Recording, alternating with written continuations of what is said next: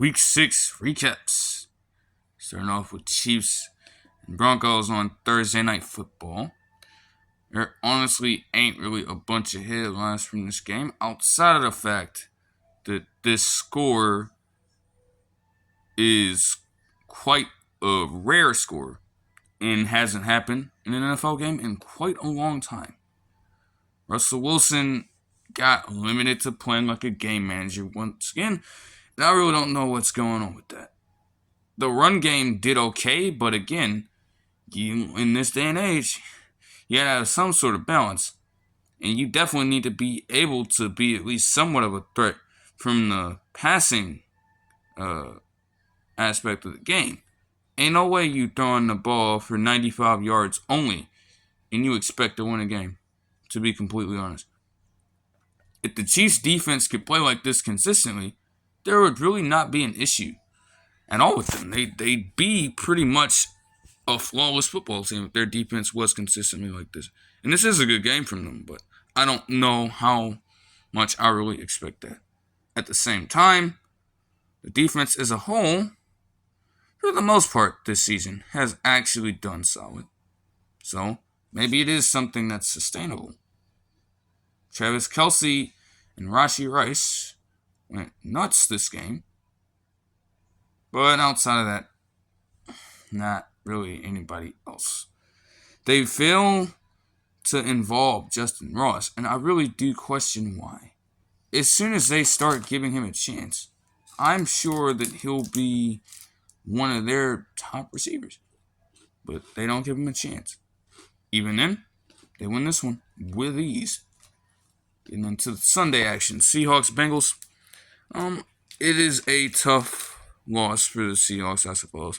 But again, the fact that this Bengals team got held to 17 points shows that maybe this defense, for the first time in quite a few years, is going to finally be consistently good. And that's something I like to see. I do also appreciate the fact that Jackson Smith and Jigba got four receptions for 48 yards. That's definitely progress there. So I will definitely take that. Geno had 2 picks, no touchdowns. But still, again, at the end of the game, he was given a chance. It didn't pan out. But it's quite fine, to be honest. Just got to try to get the red zone offense up. And I guess the same thing would go for the Bengals. Because when you're driving down the field like that, you got to be able to turn these drives into touchdowns, to be completely honest. They're probably not very satisfied with the fact that they only ended up with such a small amount of points. And their rushing game, too. Again, Seahawks have one of the best rushing defenses in the league. And that holds true here. Only giving up 46 rushing yards on a horrible 3.1 yards per carry. Jamar Chase, even with him having 6 receptions for 80 yards, okay, the fact of the matter is, that's out of 13 targets. And especially from what I saw when he was on Devin Witherspoon, I guess in that aspect, he held up fairly fine. Like, he didn't get locked up, but, the 80 yards was enough to win, I suppose. It's not like he really dominated, like he would be led to believe. Tough loss, but the Seahawks will definitely get it back. Ravens, Titans, quite honestly, just not really a good game. It just wasn't really a good game. I don't know what I can really say. Lamar Jackson had 13 rushes for 62 yards. Congrats, but your fucking team ran for 3.6 yards a carry? Again, at some point, they're winning with balance for now. And also the fact that they have Justin Tucker just continuously bailing them out. One day Justin Tucker is going to retire, and you're not going to be able to rely on that so much, to be completely honest. The fact of the matter is, Ryan Tannehill is just bad, okay? Now, yes, he got hurt. He wasn't able to finish the game. The result would have been quite the same if he stayed in. I mean, damn, like 16 for 76 yards and a pick. Yeah, Malik Willis ain't very good either. Hence, why the hell he still has a starting job. Again, at this point, the Titans might just have to consider drafting another quarterback. Like I continue to say, this year's draft, 2024's draft class, when it comes to quarterbacks, is so deep that honestly, they can afford to take a stab at it, but they're going to have to. Because the fact that the other two quarterbacks you drafted can't even beat out this guy.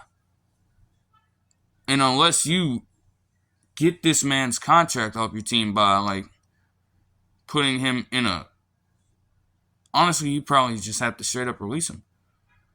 I don't know who the hell would want him. But until he's off the team, like, you might just have to take another stab at it. I really don't know. Vikings Bears. The fact of the matter for this game, Jordan Hicks saved them. Jordan Hicks saved them. That's it. Not a lot to talk about. Kirk Cousins played like shit. Justin Fields played like shit. Tyson Bagent played like shit. To be expected, this dude is an undrafted free agent from Shepherd College or something. I wouldn't have expected him to play well in this situation, but the fact that this game still remained close, even with him in the game, and Kirk Cousins' ass couldn't take advantage of it and actually get them out to a nice lead. Fucking 21-31 for 181 and a touchdown. Again, 1 p.m. games. This ain't even prime time. So imagine what the hell is going to happen when he plays the 49ers on Monday Night Football. Even though, spoiler alert a little bit, they are down a few players now. But even then, they're going to fucking whip their ass. Seriously. There's no question about that in my mind. Alexander Madison nor Cameron Akers did a whole bunch. TJ Hawkinson had 6 receptions for 50 yards. Incredible. You feel me?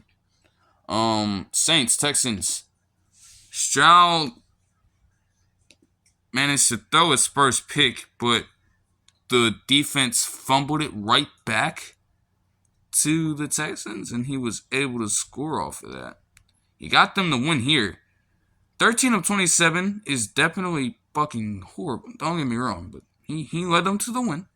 He got the win. I think that's all that matters. Especially when you're a quarterback in his situation. Nico Collins continues to be one of the weirdest wide receiver talents, I guess, I've seen in quite a while. Noah Brown, even look at that. 2 receptions for 37 yards for him. That's definitely nice. On the other hand, the Saints, man. The Saints. Check this out. What if I told you that Derek Carr put up a stat line that would have made way better sense if this was last week? But no. That's not what happens at all. He puts up 32 completions out of 50 passes for 353 yards, touchdown, and a pick to only get the Saints 13 points. If that isn't the most stat padding type of shit. Literally, as I refer to last game, the fact of the matter is you could have put up these numbers last game and it would have made way more sense. But no, you go under 200 yards in that one and you score 30. Your team as a whole scores 34. That's backwards as hell. I really don't understand. I need to understand. I really do. Chris Olave and Rashid Shaheed had good games, and even Taysom Hill stepped in for a little action in his own right he had more receptions and receiving yards than Michael Thomas. My goodness. And even completed a pass, because why not? And a run. The most valuable gunner in the NFL right now. Unless you are what Matthew Slater is to Bill Belichick or something like that. I don't know. But holy hell, man. 49ers and Browns. Yeah, the 49ers go down. Again, yes, Brock Purdy had his worst performance as a starter, obviously. But when you look at it, he was able to drive them down the field. They would have won it. But no, Jake Moody missed a kick. The fact that he was at Michigan kicking these field goals against Ohio State in these conditions numerous times before, your ass, I don't even care if you're a rookie, dude. You're built to make this shit. You've made this shit before in this type of area. Yes, NFL, obviously, higher stage. I get that, but like, come on. It should be a way easier, to be completely honest. The 49ers also lost a couple players in this, which is always rough, but they aren't going to be out for too much time, so they'll be back to full strength in no time, and then the entire NFL world will be crying once again. This is a testament to the Browns defense, if nothing else, because PJ Walker, for all intended purposes, he didn't fucking play good either. He played worse. But he did do just enough to help them get to where they were at. The fact that they were in this game for the entire game is credit to him. And again, also credit to the defense. Like, their defense is a legitimate defense. They are actually a great defense. And they're not going to fucking tell you they are a great defense. But they will have a pregame fight with you and everything to emphasize that point and drive it home, I suppose. The 49ers will be back to themselves in no time, to be honest. At least until the Seahawks play them, and then you know what time it is from there. Colts and Jaguars, Gardner Minshew, usually a good backup quarterback, not against his former team. 33 of 55 for 329, a touchdown, and 3 picks. It's a lot of volume for a whole lot of nothing. To be honest, Michael Pittman had a good game, though. And I guess Jonathan Taylor had a good game receiving-wise. Again, rushing-wise, like, he can get back to that point. He's just going to need time. So I'm not going to necessarily go crazy. Oh, y'all gave him all this money and he's going to play out like her like this. No. Okay? He's got a lot to work back from, to be honest. Like, you can't make up that lost time in so little time when it comes to playing a sport like that. So, just got to give him a little bit of a break there. I mean, Trevor Lawrence did okay. But really, it was the Travis Etienne show, once again. You would think, looking at this, that they didn't really do much. But nah. Jaguars did pretty solid work all around. And that's what helped them win this. You like to see Andre Cisco and Rayshawn Jenkins getting picks.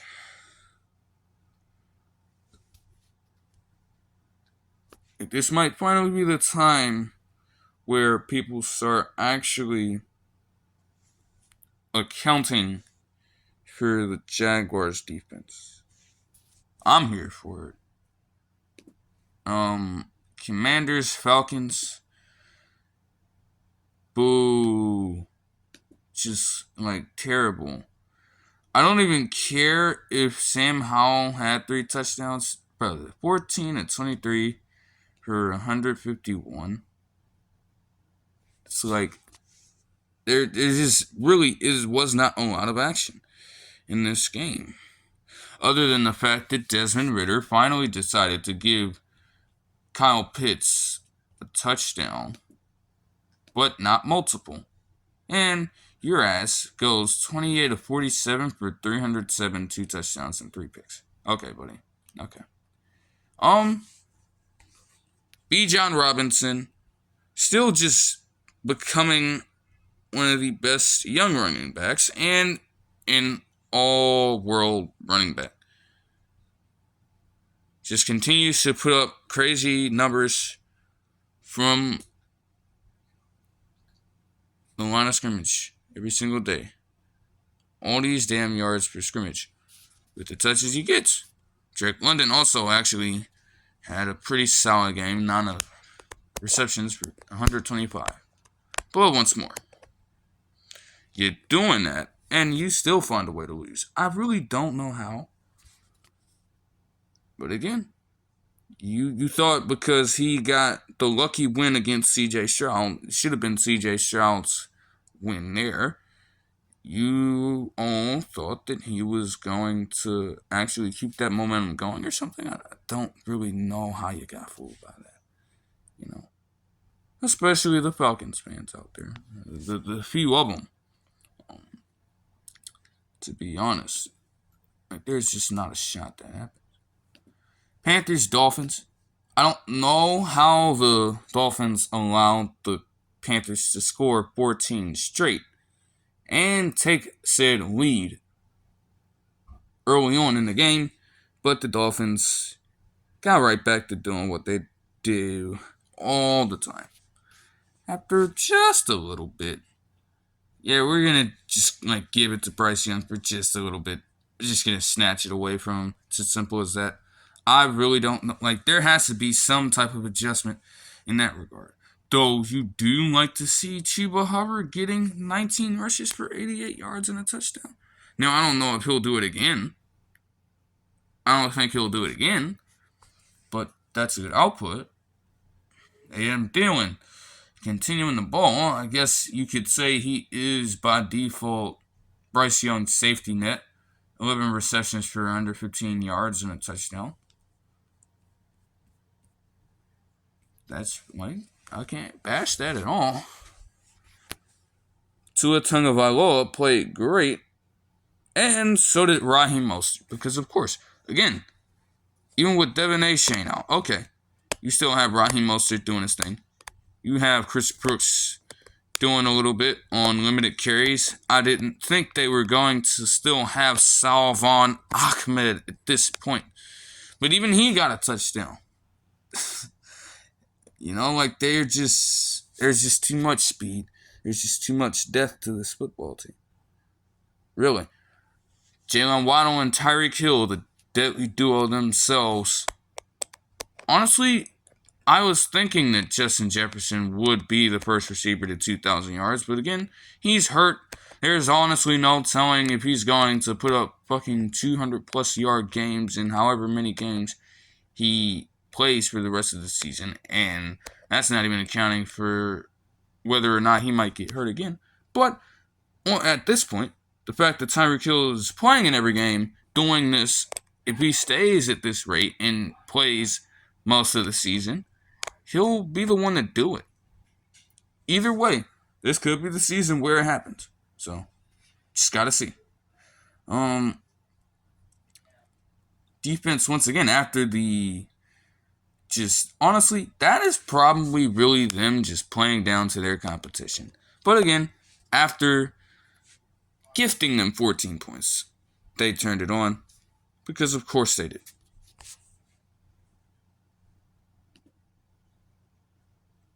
Patriots Raiders, the Patriots Bowl. Brian Hoyer steps in the game for Jimmy Garoppolo. Outplays Mac Jones in that short span of time. And still manages to beat them because Mac Jones decided to take the sack on what would be their final drive. Jacoby Myers scored a touchdown in this game because why not? Let me help the Raiders win another one, he says. Let me get them a touchdown. Again. Yet again. For the second straight year in a fucking row. Because why not? They signed Malik Cunningham to a 3-year deal before this game, and I think they're going to really want to see what they have in Malik Cunningham and fast, because Mac Jones' ass, Michael McCorkle-Jones' ass has to fucking go at this point. I mean, like, what further evidence do you need to make that decision at this point? There is just no way. And it's not going to be a case where another team wants him. No, they're not going to want this guy. Get the hell out of here. No, he's got to go. Maybe this is the game that actually does it. In fact, it probably should have been a couple games ago. But you know, we're not going to get into that. We're not going to get into that. Honestly. Eagles Jets, a game full of chaos. You know, I was watching this thing. From the very first possession, the fact that the Jets allowed them to go on a nearly 13-minute or so fucking 12-minute drive, bro. Just think about that for a second. That is so ridiculous. That should not be possible, man. It really shouldn't. I mean, my gosh. Like it just can't happen. It just can't happen to start out a game. A drive like that is demoralizing. And it makes it even worse, the fact that that shit wasn't a touchdown, bro. That shit wasn't. Okay, I don't know what the hell they were looking at. And if you really want to call it a touchdown, either way, it's insane that was even allowed to happen. But after that, the Jets, credit to them, they hung in there for pretty much the rest of the game from that point. Their offense wasn't doing anything, but they were getting field goals, so they wouldn't find themselves down a ton. Jermaine Johnson II made plays. Yes, Jalen Hurts had a terrible game this game. Their offense wasn't able to do a whole bunch when it mattered the most. And the last pick is something entirely different.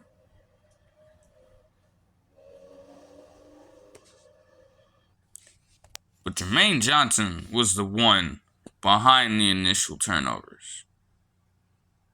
It was he who punched the ball out of Dallas Goedert's hands before he could make a football move and get the pass over to Quinnen Williams for the interception.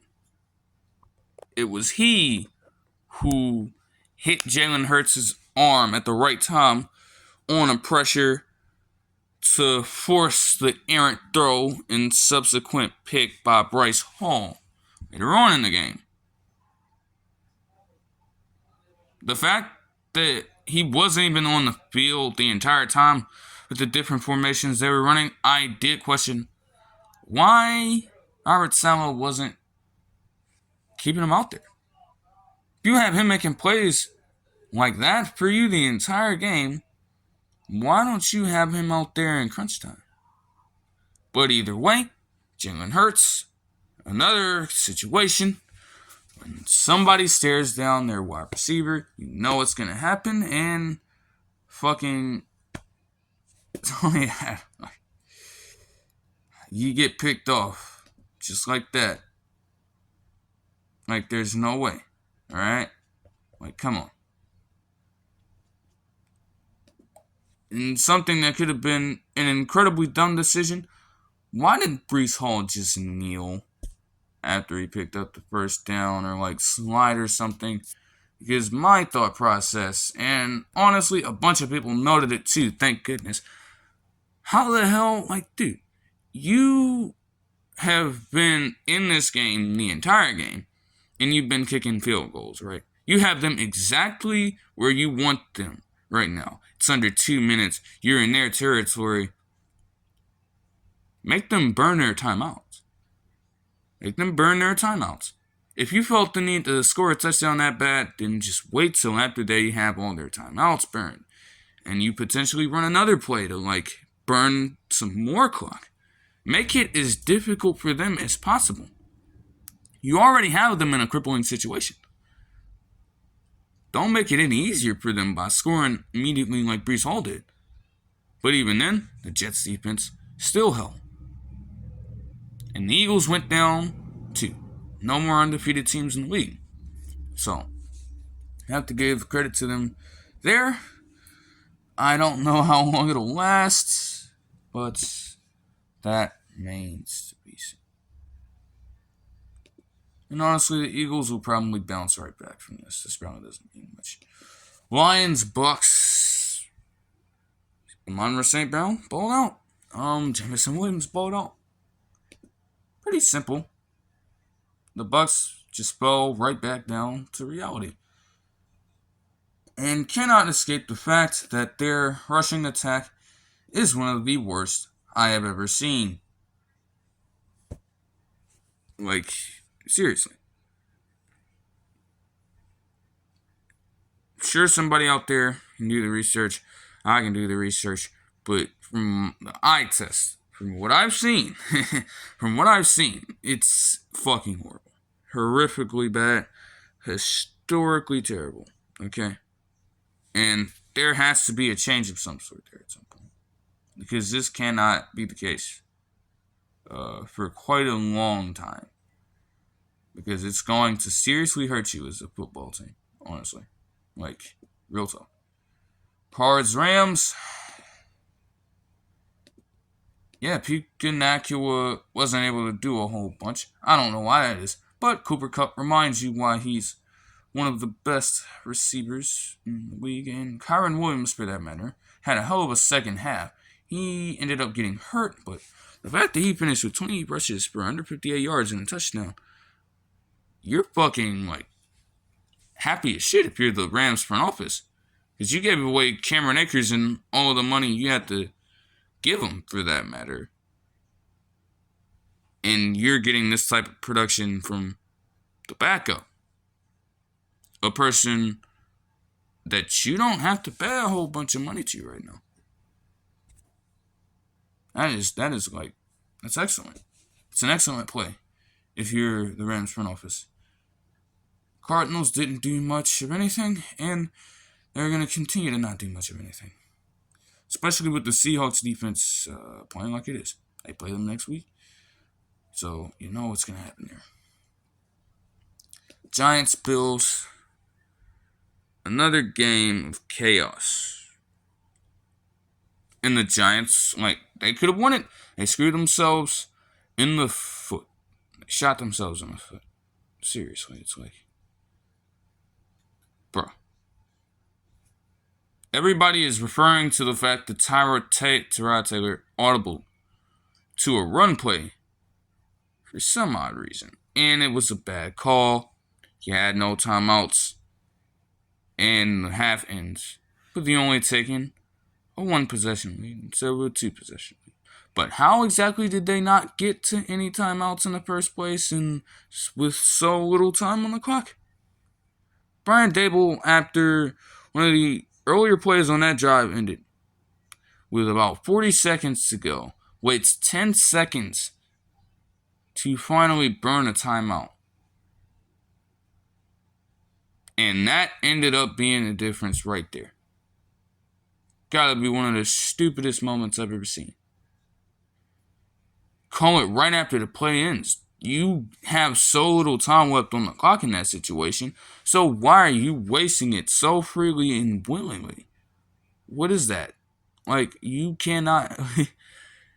That made the difference right there, no matter what they did for the rest of the game, because it took the Bills all the way until the fourth quarter and actually put a touchdown on the board for some reason. And you want to hear something crazy.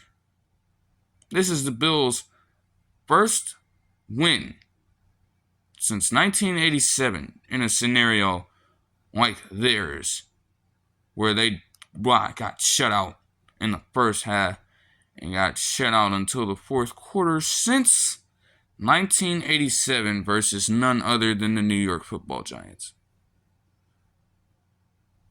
Quick fun fact there. Nobody, you're not going to tell me you had a Quentin Morris jersey. If you are a Bills fan, you did not have a Quentin Morris jersey when they were playing this game. You didn't own one. You probably had a Charles Clay jersey, and you probably see a number 85, and you probably got confused as shit, so you probably kept the Charles Clay jersey. You didn't have a Quentin Morris jersey. I'm sorry, bro. You didn't. You're not slick. You're not going to get me to buy that propaganda. Saquon Barkley had a solid game late. Again, though, even if he uses a little more speed, a little more explosiveness to get a rushing touchdown on one of the late runs he had that could have broken, yes. But again, the game ultimately did not come down to that. And even the atrocity that was the final play of the game, because Taron Johnson definitely held his ass, was definitely pass interference, holding some sort of defensive penalty. You can see his arm getting grabbed and his momentum being lost in the situation, and you don't throw the flag there, you let that slide. That doesn't make any sense to me. It really doesn't.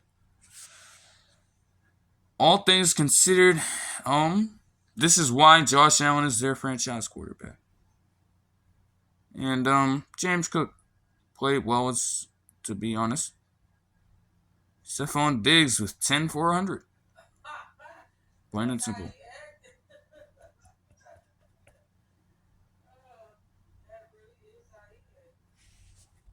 Stephon Diggs with 10 for 100. Plain and simple.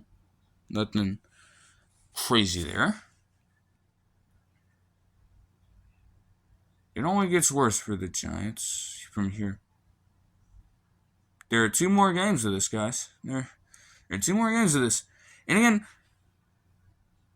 Tyrod Taylor, even though, yes, he kind of screwed it up by audibly, kept you in the game for this long and gave you the best chance to win in a situation like this.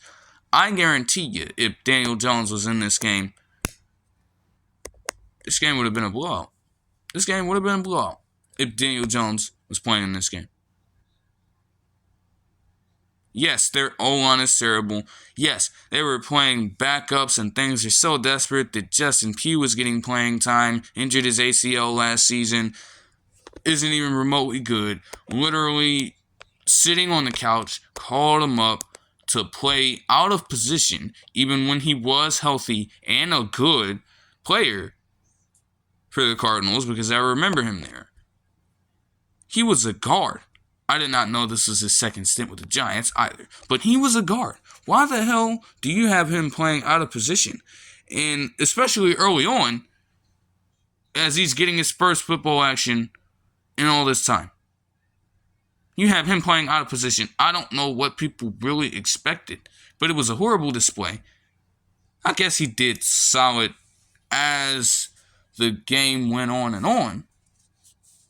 But that is definitely like, okay, you got to make a smarter decision relative to that, man. You have to. I really don't know what to say. Chargers, like I said, it don't prove a damn thing.